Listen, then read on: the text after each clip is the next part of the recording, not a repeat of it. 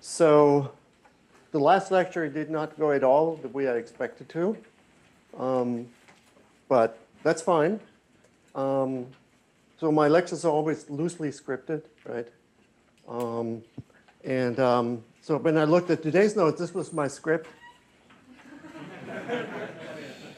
Okay, so I like particularly the ha ha ha part. So one of my granddaughters apparently got a hold of my materials and started to override some of my decisions. Okay, I guess that's a benign effect. But okay, so now what I want to do today, actually, I changed my mind from what I thought I was going to do for a couple of reasons. First of all, the last lecture was very different from what I expected. And secondly, there was a dinner talk yesterday by Chris Casangino about what's going on at Jane Street. And I thought I'd follow up on that, swap the next two lectures, which is that today I'm going to talk about the adjoint types and modes, because the modes are closely related in some ways, some the same that they use in their version of OCaml. And but before I get to that, at the end of the last lecture, I introduced the negatives. That is the function types and the lazy records. And we should write some programs with them to get our feet wet to understand how you work in the language. And then we'll see some of the limitations, which you have already also seen. And then we'll try to see how we can combine linear and nonlinear programming. So at a very high level, the simplest version is you have two modes, a nonlinear mode and a linear mode, and you have to figure out how can you put them together. And of course, we use logic as our main tool is figuring out what that should be.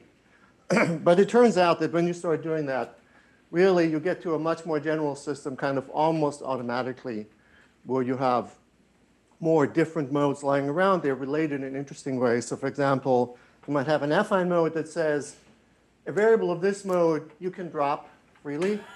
You don't have to use it, but you can use it at most once. Or a strict mode, which means that you definitely have to use this variable, but you can use it as often as you like, but just not 0 times. So this is actually useful, for example, in a language like Haskell in the compiler, because when you do everything lazily, there is a space cost associated with that, because you have to hold on to potentially a lot of data before you can compute with them. But if you know that a function is strict, you can compile it, you can evaluate it down to potentially small value and then use it. But you can only do that in Haskell if you know that the value is going to be used. So the function has to be strict in its argument. It can use it multiple times, but as long as it uses it at least once, then you're going to be OK. So these modes all have some intuitive use and actually also purpose. What I don't have in Snacks right now, but working on it, is the stack allocation part. Because even though we have a typing rules, we're not entirely sure what is the right logic that corresponds to it. And until we have found that, I refuse to implement it. Okay. But I think we'll have that fairly soon. Okay, so let's actually start some programming here. So we want to write something with the negative types. And we'll start by writing something that will actually give us some trouble. Okay? Namely, we're going to write map. Okay? So let's start by defining a type. Nat equals plus. So I'm always starting from scratch. That's probably a bad habit. Okay? But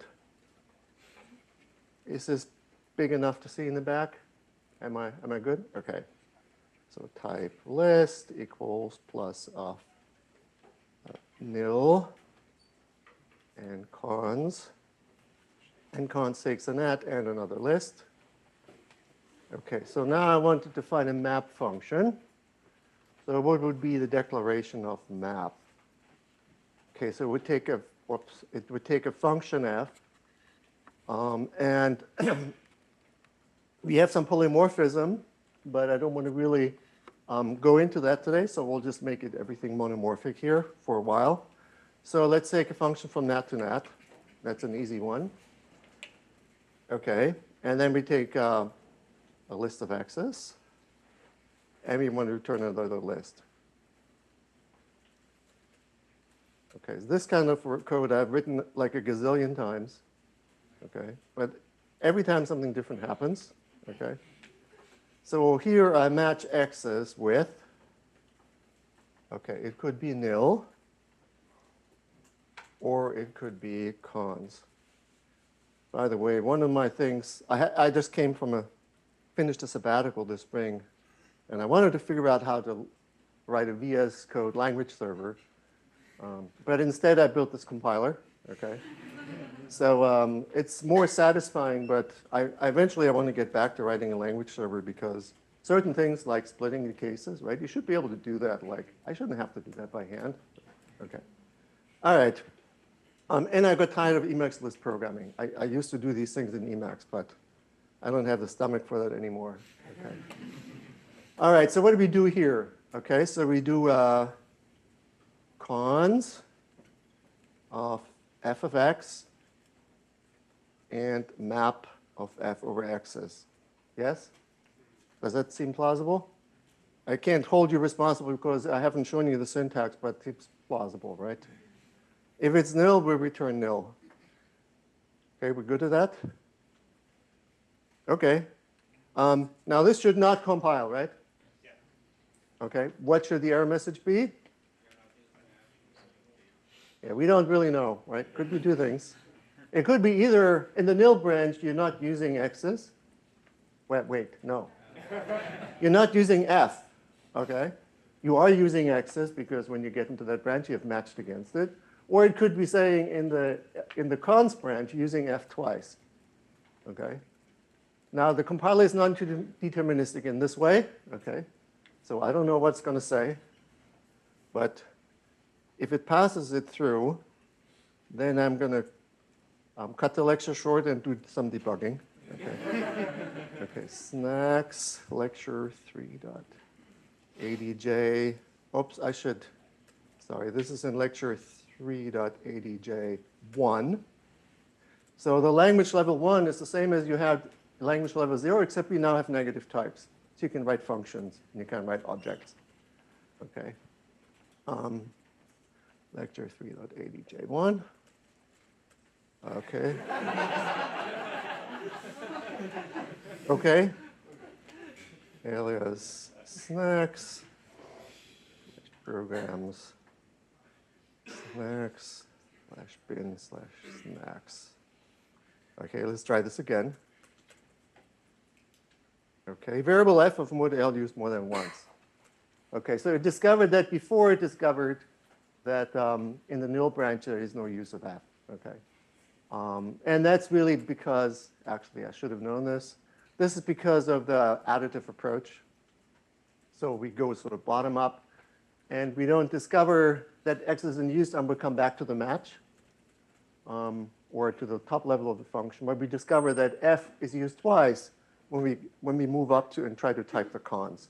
Okay. So because of the additive approach, we'll find out this first. If we'd done the subtractive approach, we probably would have found the other bug first. Okay. All right. So now there is something I can do here. So I say snacks-m, and by default here, the mode that I'm checking everything is linear, and that's when I get the error. Now, I can give other modes here, and the basic mode structure that you have in this language level just has 4 possibilities. So we have linear down here, which means that everything has to be used exactly once. Then we have affine, we have strict, and we have unrestricted. So this means like the ordinary function programming you're used to in the sense that anything should pass, right? No structure properties are being enforced. Affine means at least once. This means no. At most once, at least once, right? So now if I say, run this with a mode affine, what should happen? I still get an error, but now, where do I get it? Same place, right? Now the first branch should actually be okay, right? Because I don't have to use every variable.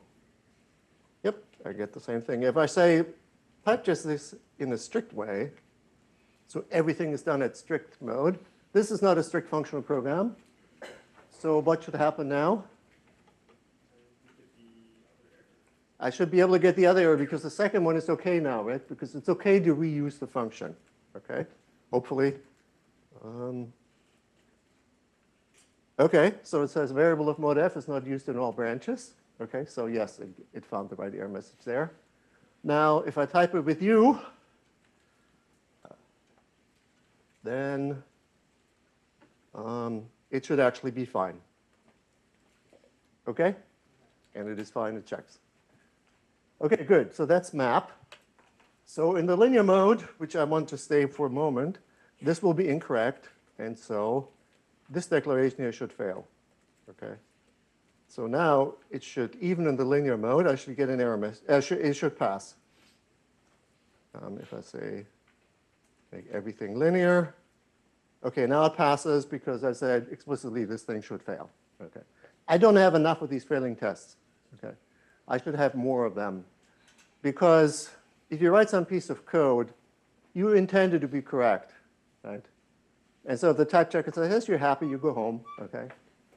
But if there's a bug in the implementation, right, by letting through too many programs, right, then I can only discover them by saying this must fail, okay? But, you know, yeah, it's in human nature, okay, to want things to succeed, okay? So I'm subject to the same problem. Okay, so now, how do we recover from the fact that we can't write map? So in the second part of the lecture, there will be one way to recover where we have linear and nonlinear modes combined, if you still want to have substructural programming. What I want to do next is how do we recover from this? Well, there's an object-oriented style of programming in this language, or well, actually not in general, where we can replace the map by an iterator, okay, and get the same kind of effect. So what's the type of an iterator here? There's many different ways to derive this, but I'm just going to say that the type of an iterator here, in this particular case, is I'm saying I want the next element, and I need a function here which takes a nat and gives me back a nat and recurses. Okay. Or I can say that I'm done with my iteration. Then I finish. Okay. And then I should have a function that applies an iterator. So I'll iterate some iterator. What's a good name for an iterator? I couldn't figure it out. What do people use for that kind of thing? Just the 4 letters of iterator. The first 4 letters of iterator. Yeah. Okay. Iter? I think you should put that iterator to have the with connected, not the plus. It should be an external choice, not an internal choice. Oh, yeah. Thank you for pointing that out. Yeah, I want to write an external choice. Okay, so now I'm writing an object essentially, and you can send it which has 2 methods, next and done. If it's the next method, you have to supply then a natural number. It gives you back a natural number, and then it will recurse. So now I want to take an iterator here. And the second argument would be a list. And what should be the output? I guess it should be maybe another list if I want to implement map this way. Okay. As I said, there's a lot more polymorphic versions of this. So iterate. I take an iterator, an access. Okay. So at this point, I can't take cases over what the iterator does, because the iterator is just a negative type, so I can only invoke it. Okay. So how do I invoke it? Well, first I'd have to take cases over x's. So I match x's.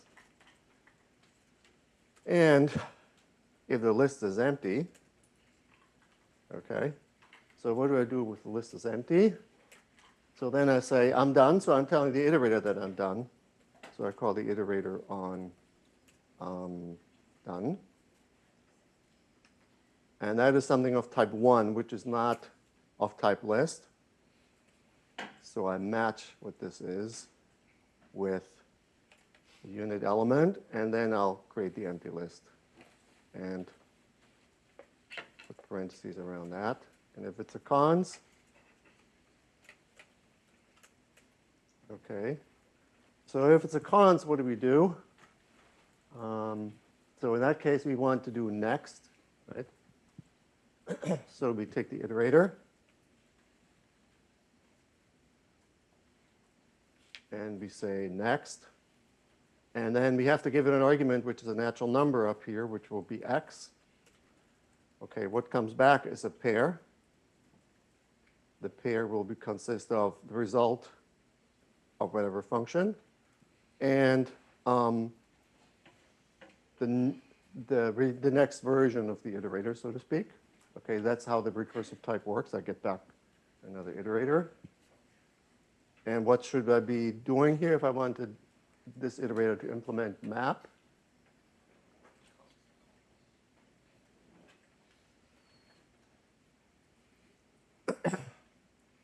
So I have to construct a cons of whatever function I want to apply to y, maybe take a successor. And is that the right thing? Oh.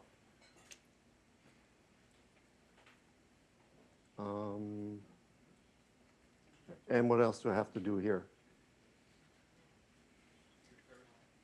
Yep. So how do I recurse here? I have to call iterate, right? So here, iterate the iterator over what? X's, like this? So this of course, the variable here, so to speak, is what you're doing in this case, right? So in this case, we're just applying the successor to every element of the list. So now that you can make this linear, hopefully this should not check. Okay.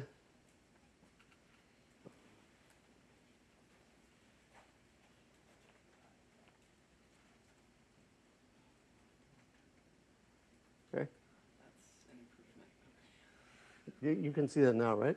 Yeah. Okay. Okay, so this all type checks. So this version of iterate now is linear, okay? But if you wanted to pass in this function, of course, you would be back to the same problem as before. But for this particular iterator, instead of passing a function, you can do everything in a linear way. And this is quite a general technique. There's so many traversals you can turn around by using essentially some type isomorphisms to figure out what it should be in order to implement functions that otherwise would not be linear. Okay. But you might not like to write this kind of style program. And so you might actually like map, often write map, propose function, things like that. So I'd like to be able to type the first thing. And we can do that if we're in the nonlinear world, okay? But of course, I also like to have things that are linear. And so that's part of the motivation, and hopefully you've seen that in some of the programs you've written, that we want to be able to combine linear and nonlinear programming, okay? So the question is, how do we do that, okay? So,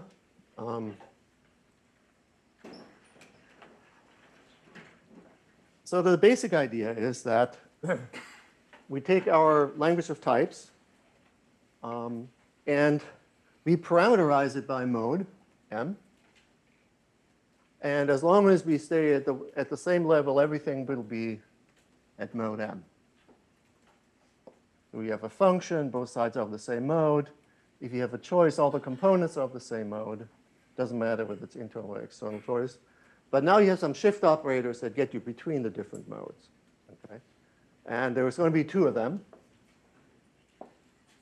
And the two shift operators, one of them happens to be positive, the other one has to be negative. Okay?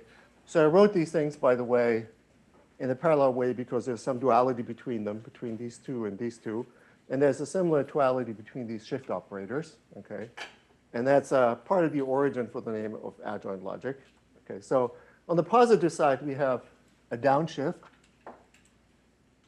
And it goes from some mode K down to the mode M. Okay? And underneath there is a type of mode K. So what is this ordering? Well, you can take this lattice over there as your intuition for the ordering. So here we have U is greater than A, U is greater than S, A is greater than L, and S is greater than L. Okay.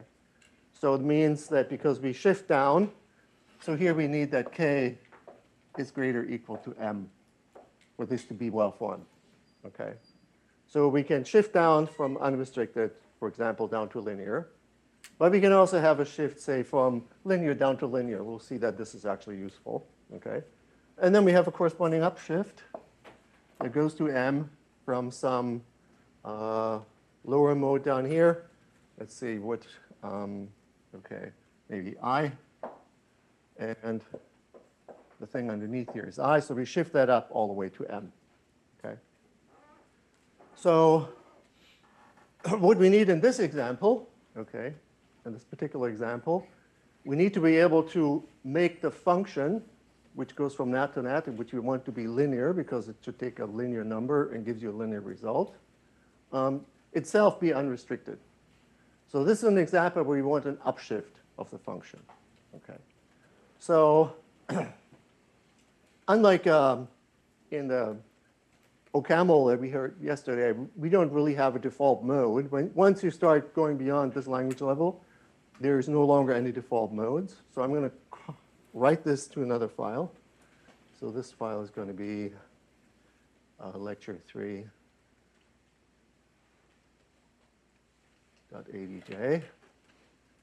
And so in that mode, you need to be explicit about the mode. And there's nothing in principle wrong with default modes, but at this stage in the development, I didn't want to have that because it tends to make you lazy and complacent. Okay, so the way we write that is something like this. Okay. And what that is, k is a mode variable. It says that no matter what the mode is, you can get a definition of the type net at that particular mode. Okay.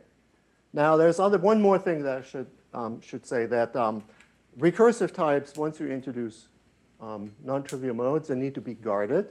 Okay. So there needs to be, and the reason is that in the, well, there are several reasons, but one reason is that further down in the compiler chain, we're going to lay these out like this. So we're going to have nil is going to be like this. It's going to be a tag, and there's nothing going to be here. And a const is going to look like, actually, I should have left more room. There's going to be a tag here. And then there's going to be either a natural number or the address of a natural number. And here there's going to be a pointer to another list. Okay? So we can either inline the natural number or we can have a pointer to it. That's our choice. But because we lay it out like this, if I leave it the way it is right now, okay, it will think it needs infinite space to allocate a natural number. Okay? Because it means that this natural number that comes after the list would be, well, actually, in this case, it's not, would be inlined, okay? And it doesn't know how much space to reserve when you allocate something of type nat, okay? So, and the way you do that is because this downshift here is positive. This is something you want to be able to observe because you want to match against that structure and get out the pointer to the rest of the list or the pointer to the rest of the natural number. And this is positive. This ends up being a downshift, and it goes from the mode back down to itself. Okay, so that corresponds to, I would write it here as down of k. So what the argument you put there into down, the index is actually the mode of the thing that comes after. We already know that's of mode k because we've written it there, so there's a little bit of redundant information in this. Okay. So it turns out that if you just do ordinary functional programming, right, then the downshift is just means pointer, okay? And so in this way, we can be explicit about our decisions for data layout. Now, a list has two mode parameters. So the first one is like this. It's mode m. And then the list here is mode m. And this is going to be guarded, so this is going to be down of m, okay? And now I can introduce a second mode parameter, namely the mode of the elements of the list. So for example, I could have a linear list where the elements are unrestricted, or a linear list where the elements are affine, okay, or a strict list with linear elements, and so on. So there's many different combinations that I could have. So the way I'm going to write this is I'm going to have a second mode parameter here, k, and I say that this here is going to be down from k to whatever mode I'm at, which is m, okay? So because the downshift, by the way, I should say here that m has to be greater or equal to I also. This imposes a constraint, namely that m and k has to be greater or equal to m, okay? And the system will figure that out. Now, why do we want that, okay? So would it make sense to have an unrestricted list with linear elements in them, okay? That's what we have to think about. So we might have a list that says, you know, cons of some number representation of 3, cons of 4, and then, you know. Okay, so if you have such a list, okay, and the whole list is unrestricted, in other words, that's at a mode where we can throw it away or we can duplicate it, okay? The problem is now that if you throw away this list, okay, you're also throwing away these numbers here, but these numbers are supposed to be linear, okay? So we can't allow an unrestricted list with linear elements in them, okay? We also can't make them affine for the same reason, because affine means you can use them at most ones, but this linear list, this unrestricted list could be duplicated because the list itself is unrestricted, okay? So we can't allow that either, okay? So that means that if you have a list of things that you can observe with the downshift, the things that are in the list always have to be at a mode that's greater or equal to the mode of the whole thing. And one particularly useful instance of this general, is that if you have a list of unrestricted things, but the list itself is linear, okay? So we won't see that in today's lecture, but if you append two linear lists, okay, there will be, one second, there will be no allocation taking place. Because when things are linear and you know there's a unique reference to them, then there's no need to copy it when you do an append or when you do a reverse. And there's nothing special the compiler does, well, actually, just a small amount of thing that it needs to know for this to work. And it doesn't matter whether the elements in them are linear or nonlinear. You can still always do this list operation in place, okay? So therefore, it's particularly useful to have a list of unrestricted elements where the list itself is linear. Yeah, you had a question? Yeah, I didn't really follow how the code on the screen actually encodes the constraint that the mode k must be greater than or equal to mode m. Okay, so the type system says whenever you use a downshift, okay, then it infers a constraint which you can't see, because I haven't shown you the output of type inference, of mode inference, but it will say that k has to be greater or equal to m. So it's part of the type system that when you write this thing, and why is it down from k to m? Because the list itself is of mode m. So the one is of mode m. This product here is of mode m. So when we get to here, we're looking at something of mode m. Oh, is it because of the recursive case having the m? No, it's because of this m out here. So This m says that this whole sum here is of mode m, which means that the one is of mode m. It also means that this product is of mode m. And when the product is of mode m, both of the components are of mode m. And so then it figures out that this down of k nat must be of mode m. And it shifts down from k. So that means that k must be greater or equal to m. is it, but like, how does it know the first part? Like, is it because the first node variable is the one for the whole data structure? Yes. The first argument there, the first index is the one for the list. And then you have some additional parameters. Yeah. So the first argument is special. Yeah. First argument is special. Yeah? Question back there? Yeah, so why can't they both be m? Why do we need k and m? Oh, they could both be m. But then I would be restricting myself. I could have a linear list of linear elements or an unrestricted list of unrestricted elements. But I couldn't have a linear list with unrestricted elements. So I really want to have the flexibility to have the two modes be different. Okay? Any further questions? Yeah? Sorry, could you explain again why Okay, so if you're a C programmer, when you have some structs which are mutually recursive, one of them has to be a pointer. Because otherwise, when you tell C to allocate something of the struct type, it doesn't know how much space to allocate. And so here it's going to be the same thing because we're going to lay these out like this. If I don't put a guard there, it won't know how much space to allocate. Okay? Yeah? I'm a bit confused about the recursive type. So in Yeah. the definition, we have now two mode parameters, Yeah. M and K. But then for the recursive type, we only have a single Yep. parameter. So what? Yep, because I haven't fixed that yet. Aha, I see. Okay. Okay? So the compiler would have complained about this, I hope. Yeah? Is this a sort of well-focused condition on the mode parameters inside the downshift? Like, are you only allowed to mention K here because it's greater than or equal to M, or? I'm only allowed to mention K because it's listed among the mode parameters that I can Sure, mention. If you had another one which was not constrained as K is, would you still be allowed to mention it from the downshift, or? Yeah, but basically it runs an analysis of the type and makes sure it infers all the possible constraints about these mode variables. Okay?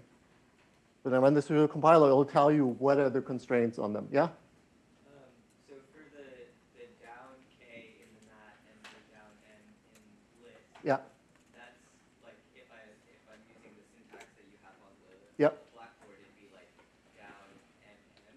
The second one would be down MM. Okay, so then I guess I'm confused. Like you're saying I interpret this as a pointer. Yep. Earlier you were talking about interpreting this as shifting between modes. So what would it mean to like shift from the mode to itself? Yeah, you just have a pointer from some data structure, which is linear, to another data structure that's also linear. That's perfectly okay. And in the first case, it's a pointer essentially from a list, which might be linear, to a natural number, which might be unrestricted. So the two endpoints of a pointer don't have to have the same mode. Okay, good questions. Okay, let's see if we can make some progress here. So actually, the iterator is useless now because it won't type check, because the syntax is different.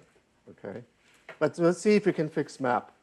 Okay, so now first thing we go in and we fix the list. Let's say this is MK, and this is MK. And this is a nat K.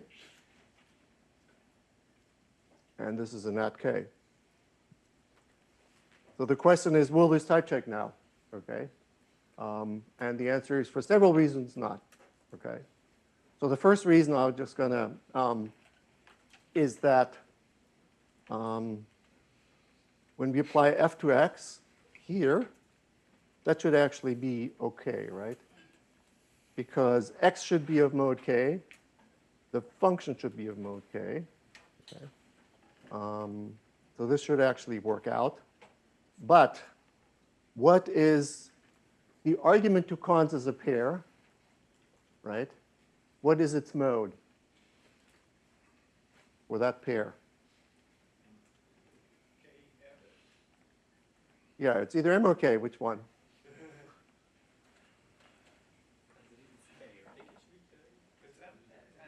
It's M because it's part of the definition of a list. We switch only to mode K when we go down to the natural number, right? So the mode of the pair is M. So what would happen if you do f of x there in that position just like that, okay, is that it would think that it would have to be of mode M, okay? So we need to have a shift here. And so the syntax for that, for downshift, is this. Oops. Okay. So in the paper that goes along with this, we call it down, okay, which is the same thing as the type. But you use it so often that you want an angle bracket. And the same thing happens here, because the second argument to the pair is going to be a pointer, but map fx's returns a list and not a pointer to a list.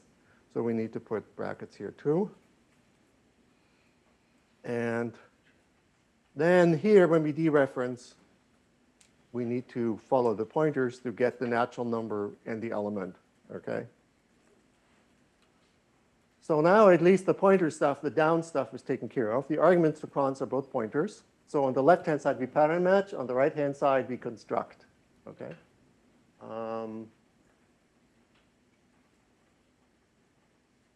Okay. So now the question is, how do we give F permission to be used multiple times, okay? And the way we do that, if we don't want to constrain K, which is the mode of M, is we have to upshift it, okay? So what we need here is up of K of this function. So this function could be linear to linear. And what's the output of this is, well, the mode of F. Let me make it explicit here, okay? So now if I run this with a type checker, it will tell me something about the relationship between K, M, and the mode of F, which are 3 different modes, are in this thing, right? So let's see what happens. Or it could tell me that I made a typo and it doesn't work. Okay. Yeah, I don't want to write fail before it actually fails and before I understand why it fails.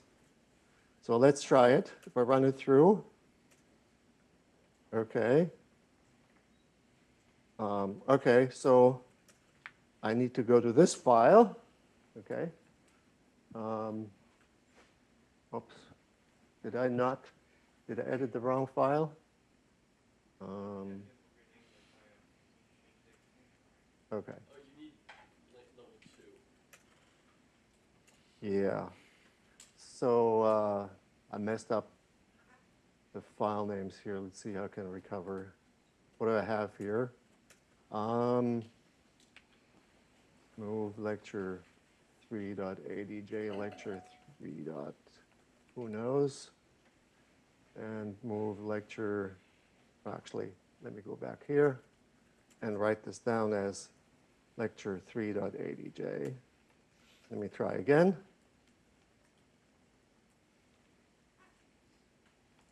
Okay, so it actually type checks. It's very terse, it doesn't tell me anything. I don't like that, so I'm running it verbosely. You have the theta keyword. You have the theta keyword. Do I?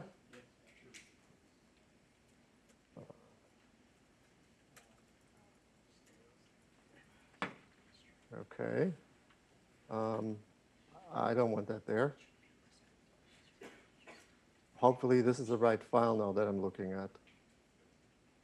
Okay.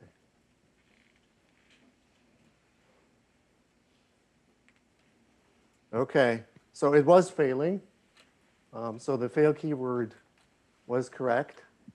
So what was the problem here? Okay, so the problem was it says it expected a function type for this application, but it found an upshift. Yes? Okay, so I have to eliminate the upshift. And it turns out the upshift here is negative. Okay, so the elimination form, I can't pattern match against it, but I can observe what the underlying function is by saying, okay, f dot force, and applying the result of that to x. So let's try that again. Okay, so now type checks, and here it gives me the constraints. So the constraint algorithm, it turns out to be an iterative one that gives you the most general constraints. So you see the constraints here. So let's see if we can read them. Okay. So this here says that the mode of the function f has to satisfy weakening and contraction. That makes sense because it has to satisfy weakening. We have to be able to drop it because it's not used in the nil case. It has to satisfy contraction. That's maybe me duplicate it because it is used twice in the cons case. And then furthermore, k needs to be greater or equal to m. That's because the list type requires that. mf needs to be equal to greater or equal to k. That's because we have an upshift there. that relates MF and K. And then MF needs to be greater or equal to M by transitivity. Okay, so because these two constraints imply this one. Okay. Okay. So now I should be able to run particular instance of this, except that the implementation has no built-in modes. So I have to define my own before I can start. So I say mode U is structural. Mode S is strict. Mode A is affine. And maybe mode L is linear.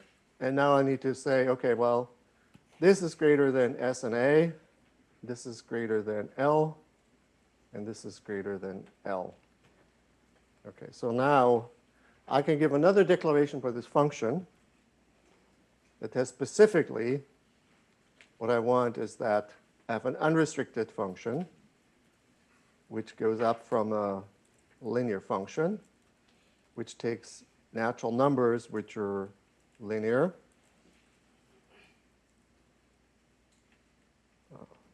And an excess, which is a list where the list is linear and the elements themselves are also linear. And I get back a list that's linear and the elements are linear. So that should check. Let's see.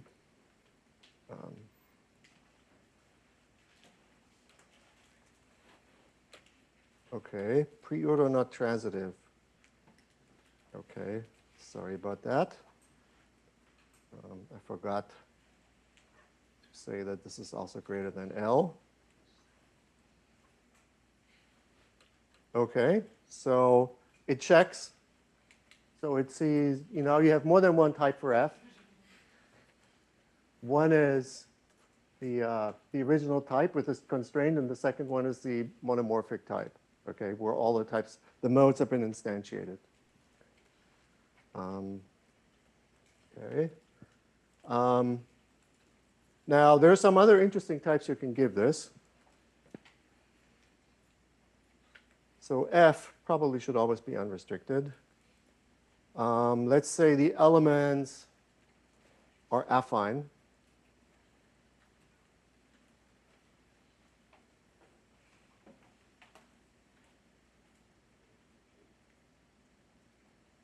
And let's say the list itself would be, so what are the choices here for the list itself?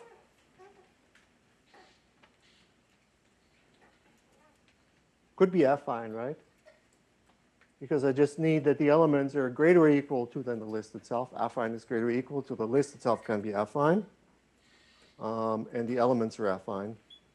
And the output could be a list. So now I'm going to, the elements should be affine and the list should be maybe also affine. So that should work. Let's see. Does the list, the input list always have the same mode as the output list? Or is there some way that we can construct a list of a different mode than the input list?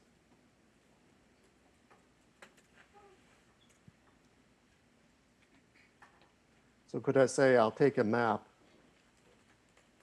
F, which is U, which is up of U. So now it's an upshift from a mode to itself. So the elements now are unrestricted. And the list is an unrestricted list with unrestricted elements. When I return the output, can I make a linear list of unrestricted elements? So the question is, what do you think? So first, can I, in general, make a linear list of unrestricted elements? The answer is yes, that should be possible. So then the question is, when I run this function, can I take an unrestricted list and return one that I know will be used only once? Yeah? Yeah, that should be doable because I pattern match against these things. Because the input is unrestricted, it'll be shared. I'm not deallocating it. It's still going to be there. But then I construct a fleshless nil over there, okay? So I can construct this at a linear mode. This cons I can construct at a linear mode, okay? And this map, recursively we construct something at the linear mode, okay? So I should be able to do this, unless I made a mistake somewhere. Let's see. Okay, so it all checks, okay? And now we have one more mode for F, okay? So you can look at the output and you can see what is the most general mode that it inferred, okay? Or you can say, oh, I wanted to make sense of these particular modes. Now, we'll see in another lecture, probably in the next lecture, that functions at different modes downstream get compiled to different code, okay? So for example, an append between linear lists, we'll do it in place. Between lists that are shared, or maybe aliased or unrestricted, that append cannot be done in place, right? Because it would be semantically incorrect to do that. When you see multiple types of the same function, okay, it can be used differently in your code, and the compiler will select the instance of the function that you actually need for particular occurrences of map that matches the modes. Yeah? Why is the mode of the function something that is implicit and in prefix position, whereas the mode of the list spine is the first mode parameter? Okay. So the reason is because when you have a top-level definition like this, okay, the modes of the arguments to this top-level definition can all be different. So one of these arguments is unrestricted. The second one here might be, well, in this case, it's also unrestricted, but in the example above, it's not, okay? So here it would not be. So these top-level definitions, they can have different modes for the arguments. So if I left out this U, it just wouldn't know what mode I had intended for this, okay? And so I'll fix it to be U in this particular case. Yeah?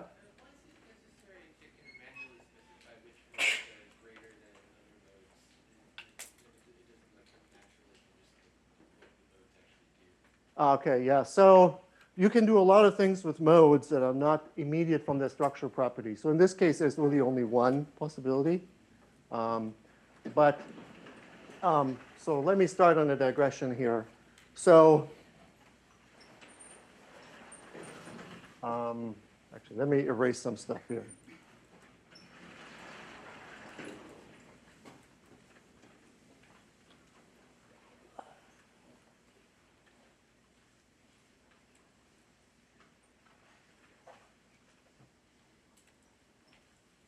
Just before we do the digression, do you mind repeating the question? Yep. Yeah, so the question is, as I will start answering, is a question of why do I need to specify a partial order between the modes? Okay. And so,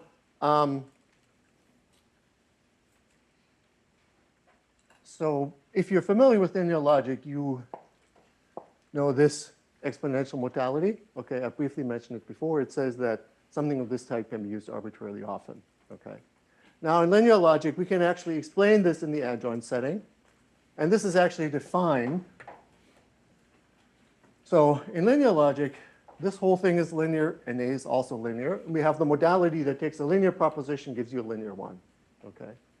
So how do we decompose that? Well, we take A, which is linear, and we shift it up from linear to being unrestricted. That gives us license to use it as often as we want. But the whole proposition has to, again, be linear. So we'll have to go back down from unrestricted to linear. Okay. So we take something which you might be familiar with. It's called a comonad. And we decompose it into these two adjoint operators. These two adjoint operators will always compose in this order into a comonad. Okay. So if you're interested in programming with other things, like you might want to program in a modal logic, you might want to write box of A. Okay. So there was a paper I had with Rowan Davies where we show that you can represent stage computation and runtime cogeneration with that. Okay. So then this is just an ordinary mode, let's call it, for A is true. And the whole thing is also at mode true. And then you can decompose that into up from true to something that's valid, and then back down from something that's valid to being true. Okay, so this box operator decomposes in this way. Okay, but if you do this kind of programming, they're both structural. So both validity and truth will have both structural properties. So there's no way the system could infer that you had this particular ordering between these modes in mind. So you have to say, okay, V is greater than T. Okay.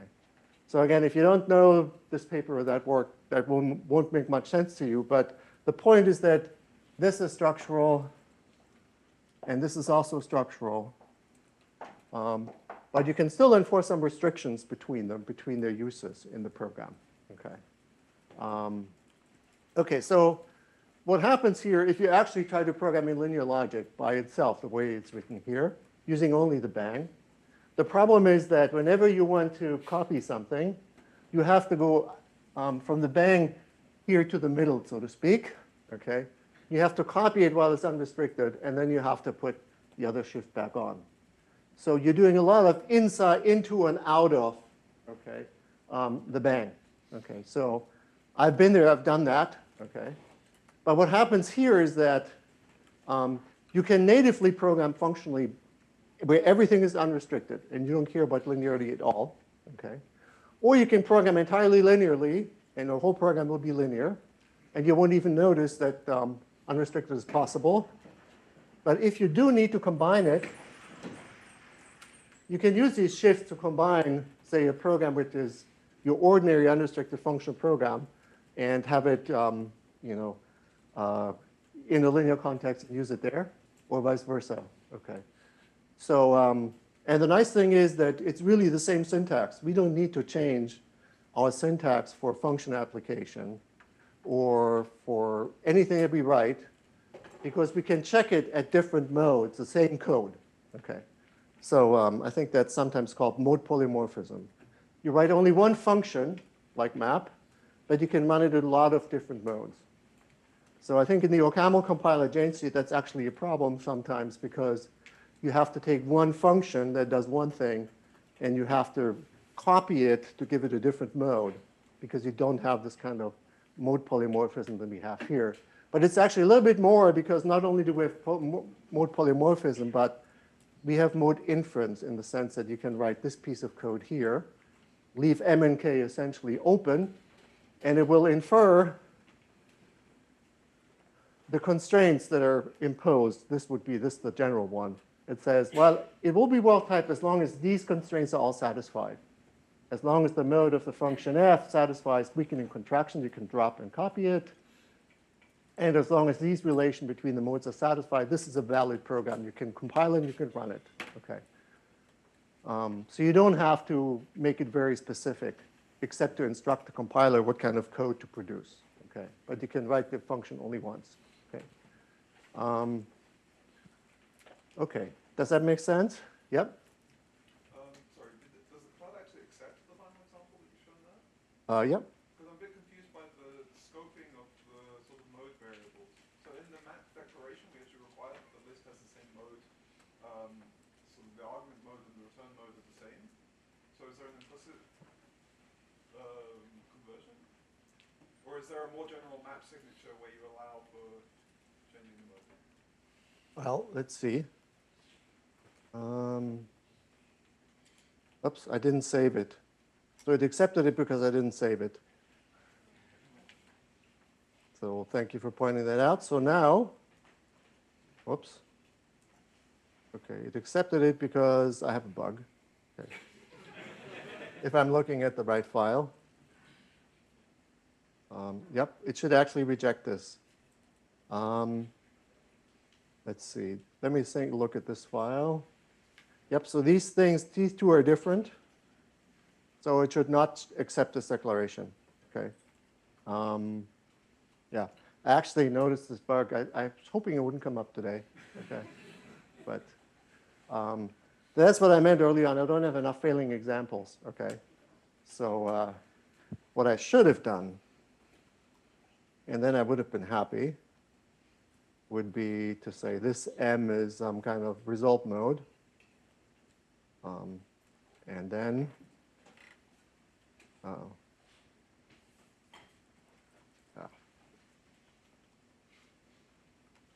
so now, okay, so now it's correctly accepted.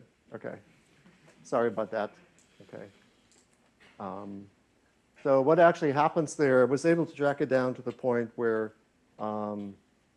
the constraint solving algorithm there sometimes accepts some constraints that are actually not satisfiable. Okay, and unfortunately we hit upon one of these cases just now. Yeah. Can we inference polymorphic mode? Hmm? Can we inference polymorphic mode with subtyping? Not sure exactly what you're asking. Because like you said, you have mode polymorphism, right? Yeah, right. Can you inference polymorphic mode? Like we have no mode annotation. Oh, no, well, you could do that, but I require actually the programmer to put the mode annotations there. But that's just because I wanted to. So if I, like in ADJ0, we don't need to put these modes. I could put the modes and put in all fresh variables for every occurrence, and then write my mode inference. But I haven't implemented that part. Okay. So mode inference always, according to theory, gives you most general mode for every, so you should be able to do that, but I haven't implemented it. Yeah. So technically, does the unit on the 0 and 0 also have a mode? Yes. Yep. It has a mode. There's a different modes. And so if you have a unit element of linear mode, you're going to have to match against it. Otherwise, a type error. If it's an unrestricted mode or a mode that allows weakening, then you can drop it without being explicit about it. So even the unit element has a mode in this language. Okay. Yeah? Could you infer up and down shift also? What do you mean?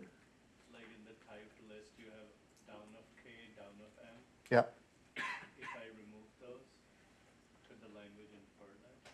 Well, the thing is that there's different ways to put the downs. For example, you could put down with parentheses around this whole thing, around the product. That would also be guarded. Yeah. Okay, so what you would ask the compiler to do is the compiler decides on a particular kind of data layout. And right now, I just prefer to specify it explicitly. Yeah. So you can, in fact, the ADJ0 and ADJ1 that you guys have been using, it infers these versions. Yeah? If this is like beyond scope, we can talk about this offline. Okay. Why is it better to sort of decompose it into these up and down shifts that you use, for example? Okay, no, that's not out of scope. That's okay. So if you write a program with Bang, you're basically writing a linear program. And every time you want to reuse something, you have to go in, you have to copy it, and so on. With the up and down shift, if you don't use it and you're at mode U, you can write your ordinary functional program, which is not linear, and it'll run and compile correctly. Or you can do something we did so far, which is you can write a completely linear program in an completely unfettered way. And now you can also combine them. But if you program with the Bang, you have no way to write the unrestricted program, okay, as you're used to. You'll have to put a lot of going in and out of the Bang. Essentially, you'd have to apply the so-called Girard translation from the linear logic, and you'd have to always go around and make sure you get everything straight. But once you've decomposed it, you can natively program linearly, natively program unrestricted, or affine, or strict. And then at the places where it's important to you, you can go between them. So it's a very different programming experience. Yeah? So the back function you wrote, I think both the net that the function gets and that it puts out needs to get the same on K. Yeah. Could you rewrite the function so that these are different Ks? That's a good question. Can I make these different Ks? So this arrow here, both sides of this have to be at the same mode. Yes? So if I want them to be different, one of them has to be shifted. Right? If I'm willing to put a shift here, then I could do that. I could put the input and output at a different mode. Okay? But I would have to put in one more shift into my program. So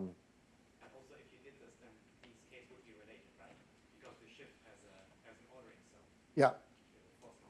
It would be related. It would be, either an up or a downshift. If it were an upshift, it would be lazy. If it would be downshift, it would be eager. But they would not be arbitrary, but they would have to be in a specific relationship to each other. Make it all work out. Yeah? So can we always understand I guess the down operator and the force operators as sort of memory operations, as allocation and I guess dereference is what they would be? Or do they not always have the semantic meaning? They always have the semantic meaning. So the downshift, because it's purely positive, is observable. You can match against it. And what's underneath, you have to get the address of the thing that's underneath. So that's clear.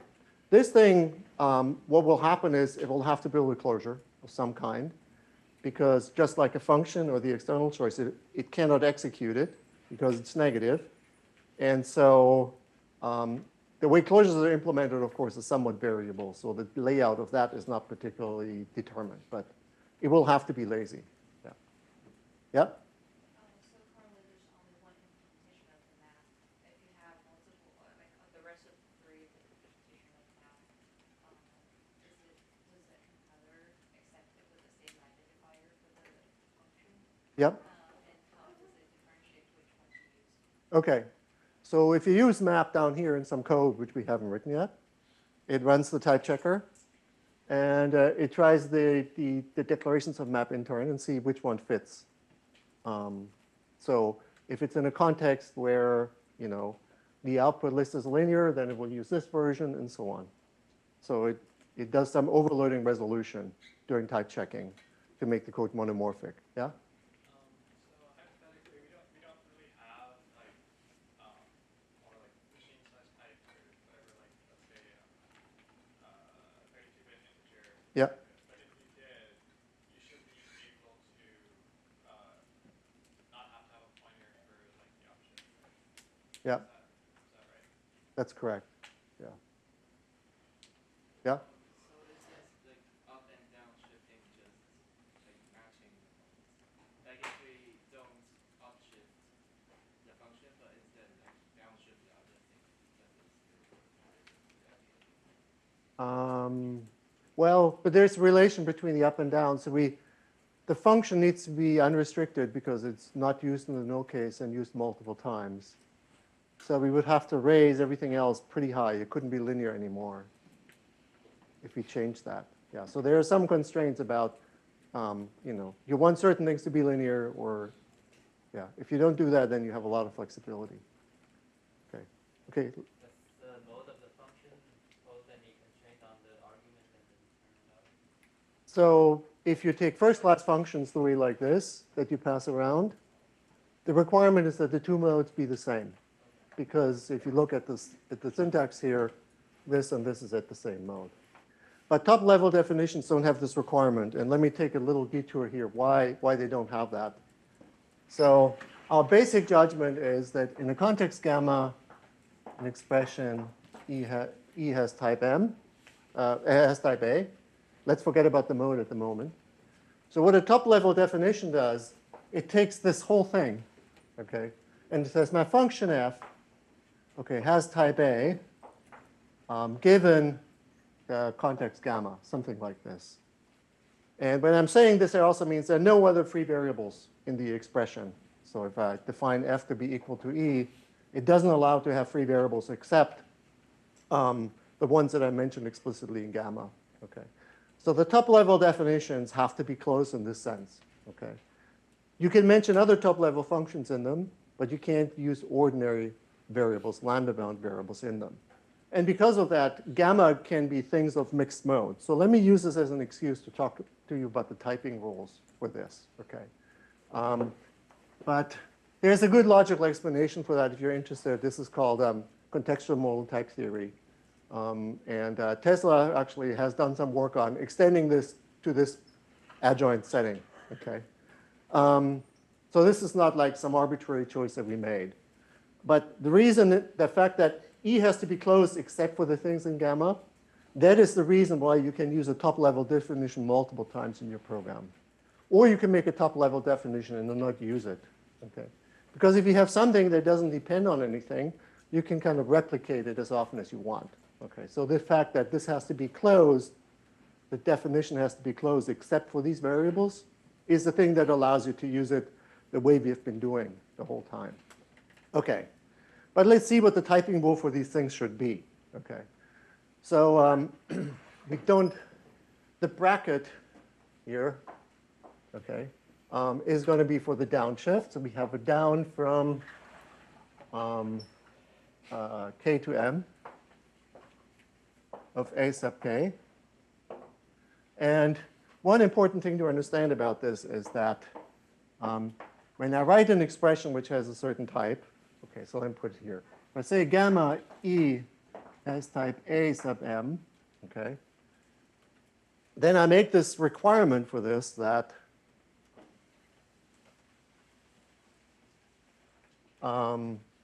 that all the modes in gamma are greater or equal to the mode m. Okay, this is the same thing that happens in list.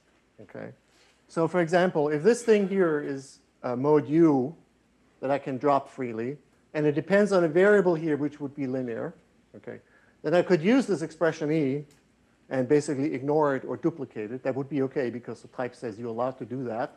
But the variables occurring in it, they have to be linear, which would lead you to a contradiction. So that means every mode for any variable in gamma has to be greater or equal to the mode on the right-hand side. Okay, we call that independence. Proof theoretically, if that fails, for example, then important properties like subject reduction or type soundness or cut elimination, all these properties will fail. So you have to enforce that independence as part of the type checker. Okay, so let's see what this means for our rules. Okay, so yeah. So if we have a downshift, this is going to be something like this. It's going to be like a pointer, right? Okay, so I want to say E has which type?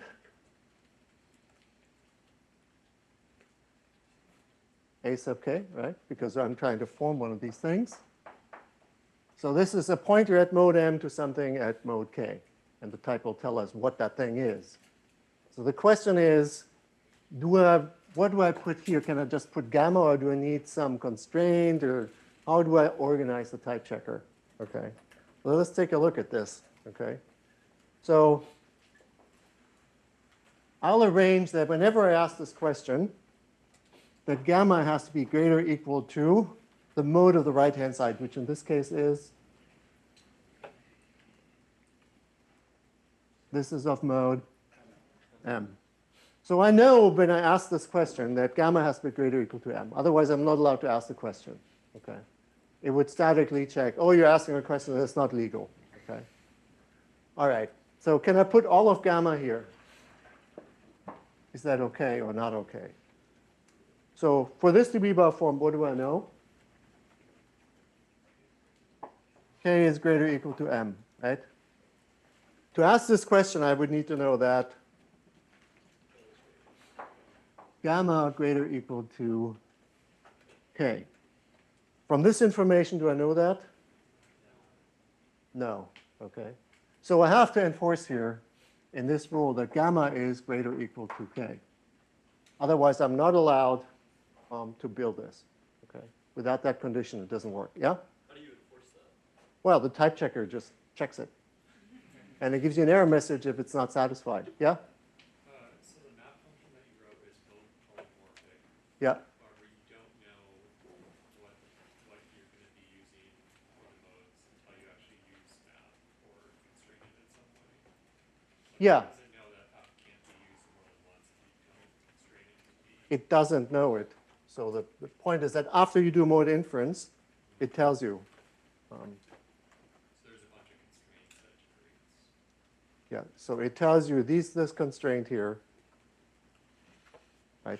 So when you write it down, you're not explicit about it. Mode inference will tell you map is only well formed if these constraints are satisfied. Okay, And yeah, does that map back to like the linear outline or only concrete modes? right. When you use concrete modes, you can check these conditions. You can check is k greater or equal to m, is mf greater or equal to k, And these are the only constraints. So for example, we know MF must satisfy weakening contraction, so you must be able to drop or copy it. But for example, M, there's no constraint on that. So you could be linear, could be unrestricted, as long as the greater or equal constraints are satisfied. So a lot of functions that you write that you have a particular mode in mind actually have many more modes than you think. Okay, at least that's what I found. Yeah?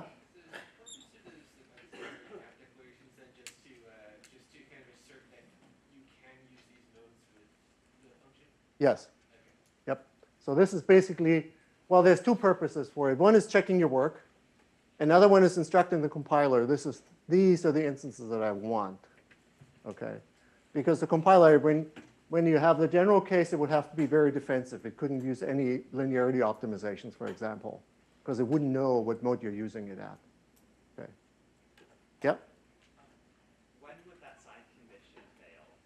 Like, what contexts would programs cause that? So yeah, so you have a linear variable here, and this goes down from unrestricted to linear. Then the right-hand side would suddenly be unrestricted, and you'd have a linear variable here that's not allowed. Okay. Yep. But so in a callback value setting, I guess the result of E should be nonlinear, but you could still make these linear variables to produce that result. In the map function, you have a constraint between MF and M. Yeah. But MF is not stored in M, or it's not stored in R. You can encode some of these programs. Some of them you can't write. So some of them are possible to write. Some things you just can't write, even though you know that they will satisfy something, but the type system won't allow it. There are some cases like that. Personally, I've found actually the opposite much more often. The system can be very permissive. Code that I didn't think would check checks. But occasionally, you get into trouble. So let me finish the rules because I wanted to show you at least what the type system kind of looks like. So this is not exactly the rule we're using. There's one more thing. Because we have modes that satisfy weakening and contraction, you can have some things that you can weaken here that you can erase before you check this condition. Okay. So the rule says some things you're allowed to weaken. Okay. When you weaken them away, the rest has to be greater or equal to k. Okay. Okay, so we now need to type the matching rule. So if I have, because it's a positive type, I do a match of E with bracket x, arrow E prime. Okay, so let's write down what we know. E is going to be of type down, okay, from some k to m. And what's this thing underneath should be a sub k, right? And I probably also know that E prime is going to be of some C sub some mode R. And this is going to be at C some sub mode R, okay? And I have x in here. What should be the type of x? Should be a sub k. And I might have a context gamma to start with here. Okay. What do I know about gamma before I start? Before I start, I know that gamma is greater or equal to r, right? Because when to ask this question, it has to be the case gamma is already greater or equal to r. Now I have to make sure I can ask these questions, right? Can I ask this question here with gamma?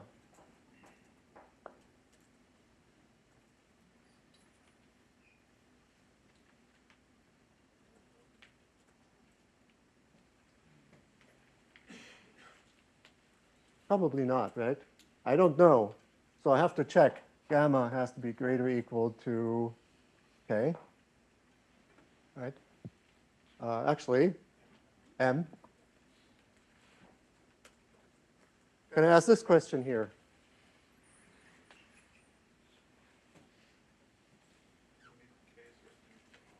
So k is greater or equal to r is another requirement, so we can ask this question.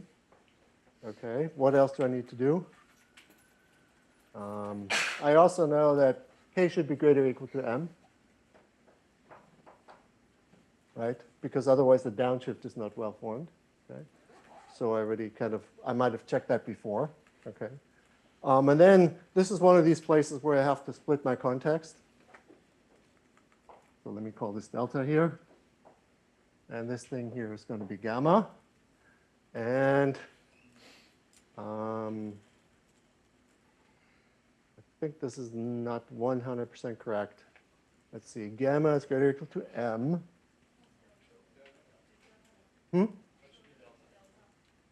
Oh, yeah, delta. Do I need to check something about gamma?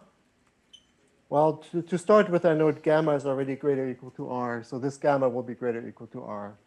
K will be greater or equal to r. So this seems plausible, but I think that the actual rule requires delta greater or equal to, to r. Yeah, because we know that already when we start, so there's nothing there to check. I think I'm off by like a small constraint. Okay. I'm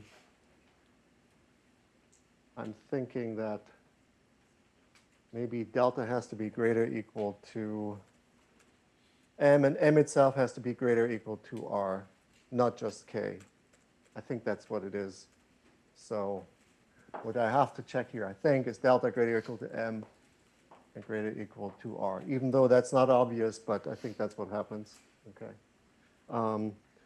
So these rules are relatively complex, so it's kind of good to have an implementation. It's bad to have an incorrect implementation, but it's good to have an implementation to check these constraints for you. In fact, inference is very useful because often I found that the functions have more different modes. So for example, it's not obvious when you start. You might not even expect that when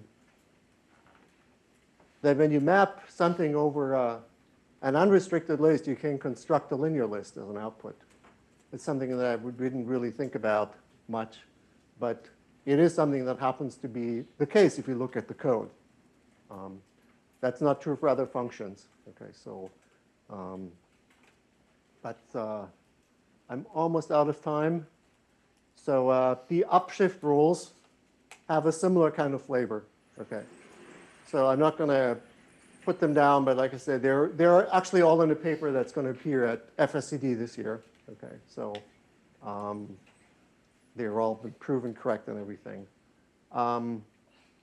So let me just open up for more questions at this point. Yep. What's the concrete syntax for introducing the upshift, the suspension? Yeah, so the concrete syntax for the suspension is suspend of E. That introduces an upshift. So that's going to be some upshift type of A. Essentially, if E is of type A, and then you have to fill in all the rest of the details. Right? So since I didn't get very far in the live coding, we didn't have an application of this map. If you write a function that actually uses map, we would have to introduce something of the up type, and then we would have to use that suspension syntax. Okay. Other questions? Yeah?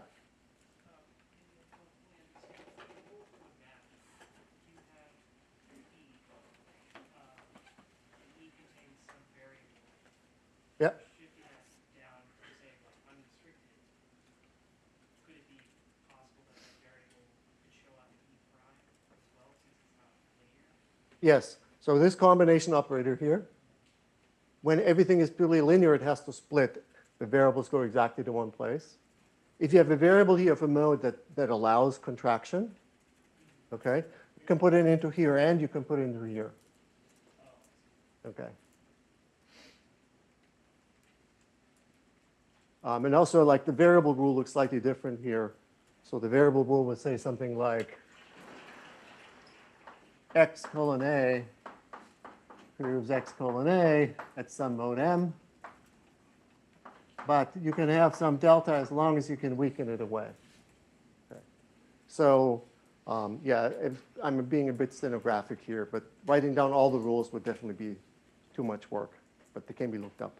Yeah. I want to get you more of a sense for how to use the implementation.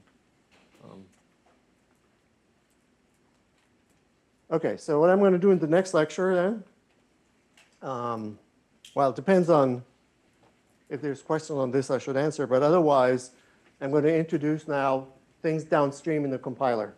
Okay, so we go from this high-level natural reduction syntax down to some intermediate languages.